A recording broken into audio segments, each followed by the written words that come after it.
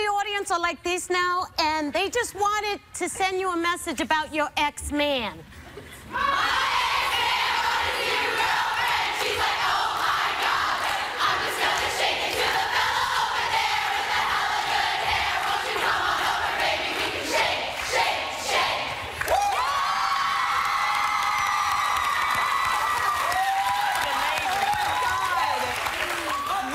Look at all of, I am recognizing a lot of people. Wow.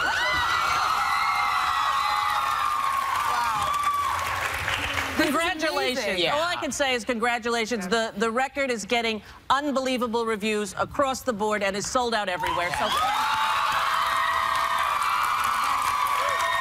want to ask you, particularly about the first single, Shake It Off, because it's about letting go of negative stuff that people say to you, about you. Is there something that really drove you to decide, enough with this, let's really shake it off? Yeah, I think it was the fact that lately I've been spending a lot of time online. Just Why?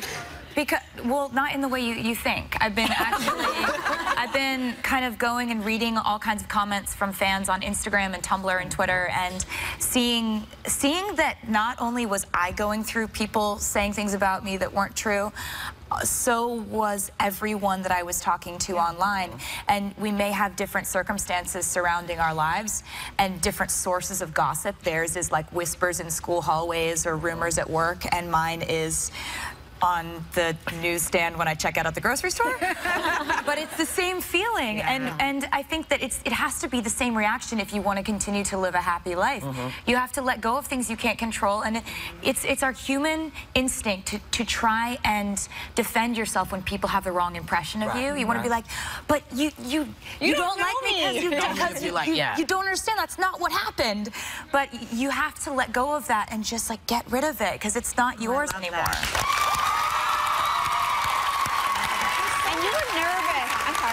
You were nervous about how this album is going to be received, and you always seem surprised when you win awards. How do you not know how awesome you are? And why were you nervous? And why were you nervous about this album? Well, I wasn't necessarily nervous about this album. I think my label might have been a little nervous. But they'll never say it now. But... Okay, that's this. But, you know, I think that I knew I wanted to change the way I did things creatively. I knew I wanted to keep people on their toes.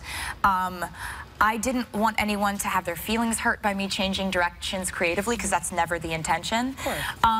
And, you know, I think that I don't ever want to be presumptuous about anything, about being invited or about winning something or about something doing well, because if you're presumptuous about your next project doing well, then maybe you won't work as hard creating it. And so I keep a nice healthy level of insecurity going at all times. I understand that. You know what bothers me is that you write about breakups, you write about your life, and they criticize you for that, but other artists, male artists, do it all the time, and they never make music. Happy anniversary, by the way. Thank you, darling. Awesome. Thank you. I completely agree with you, and it's interesting how feminism has come up in conversations so much more in the last year. It's amazing to see, because I was never really taught the definition of feminism when I was a little girl, and I wish I had been. It just wasn't really culturally much of a conversation. In the mass, you know, with the masses, and with like where I was living in my small town. So it's amazing to see people like Emma Watson and people who are providing, providing it's a really... It's just about equality. It's not male bashing. Yes, and I love that there's an easy definition. Feel about yourself, because you, before you can do anything, you have to have a positive feel for who you are. No one completes you. You are already complete. Yeah. So that's what I love about you. You know, I said it earlier, one of the things I love about you is you march to your own drummer. And that, to me, is total freedom. So I love it. I love it. We're going to take a break. We'll come back. We have more with Taylor Swift, so please don't go away, okay?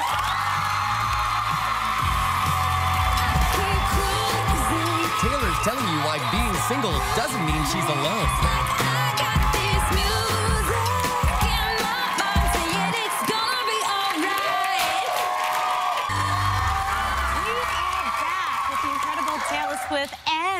Taylor's Welcome to New York, the first song on Taylor's new album, 1989.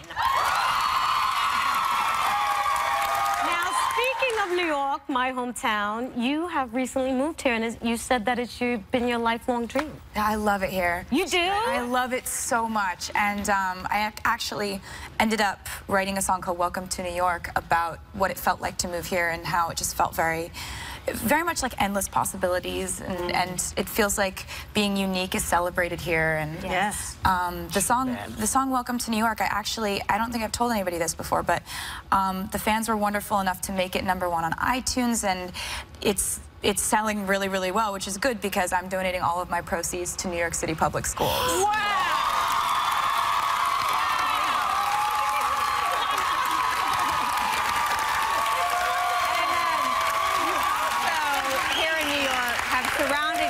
With an incredible group of girlfriends, some famous, you guys were just talking about Lena Dunham, but some not so famous. And I think that all women can do a better job surrounding themselves with women that make them feel happy and strong. What are some of the things you look for in friends?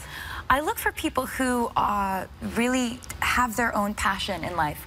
Lena fits that cat, right? Absolutely. We really relate because we're writers first and foremost, and also we're just super enthusiastic about everything. If you ever meet Lena for the first time, she comes up to you and she's like, "Hi, baby," and you've never met her before, but she's acting like you're a long-lost friend, and that's what's so amazing about her. But my friends, they all are chasing their own dreams, and they all have their own ambitions, and that's what fuels you. You're supposed to surround yourself with people who challenge you and motivate you and make you want to be smarter, stronger, better. Right. So that's what my friends do for me, and I'm so happy to have so many good ones right now. And you have so many fans, and you recently visited a little boy. I know this was not the only time you do this, but we have a beautiful tape of you visiting a little boy in the hospital with leukemia.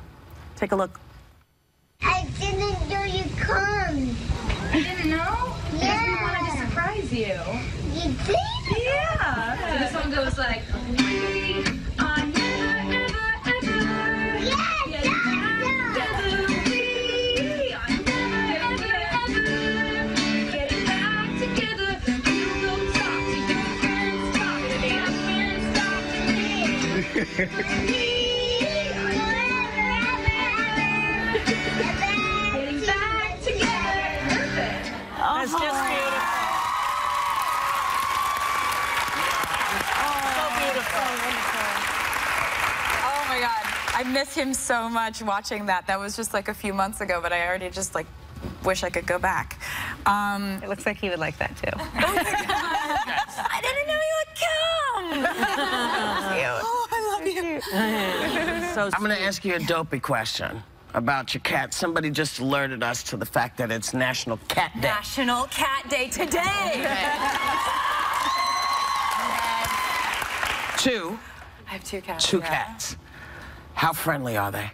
Well, It sounds so complicated. like there's 2 of them. The first one, that one's Meredith. Dr. Meredith Grey is her full name. And then that's Detective Olivia Benson. Oh, that's so cute! So, yeah, the theme is strong women characters on my favorite TV shows. But the first one, Meredith, started out as a very friendly kitten, and then she became sort of an internet celebrity, and I think she kind of Went to her head. she changed a little. You gotta watch for that. She just kind of sits around, and she's always giving me the side glance. She's always like, like, you know, like I don't matter anymore to her because she knows that she was like 2013's most popular celebrity cat. Wow. Yeah. So then there's the new one who like has terrible balance and walks into walls and like falls asleep on you purring. So she's just like polar opposites. What is she? She's a They're both Scottish Folds. Ah. Yeah. So. All right. Beautiful. Yeah. They're beautiful. So happy Cat Day. Happy Cat Day, everybody. Right?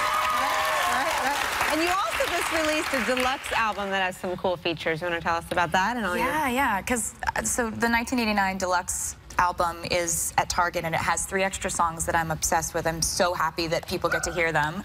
And it also has these 3 songwriting voice memos from my cell phone on the deluxe On the CD. album. Yeah, so essentially what that is when I start out writing a song and it's just me sitting at the piano with my phone up here recording a voice memo of it. and me like making up half the lyrics because I only have the melody and half the lyrics. I wanted to show people that part of it because so many people ask questions about my songwriting, and I just wanted to show them, like, this is where it starts, and then you can listen to the album to see where it ended up. Oh, great. So it's like the before and after. And that's probably helpful for all those kids there who want to be songwriters and singers like you. And there are millions of them. And they all love you. I want to thank you for coming. You have brought joy to this studio.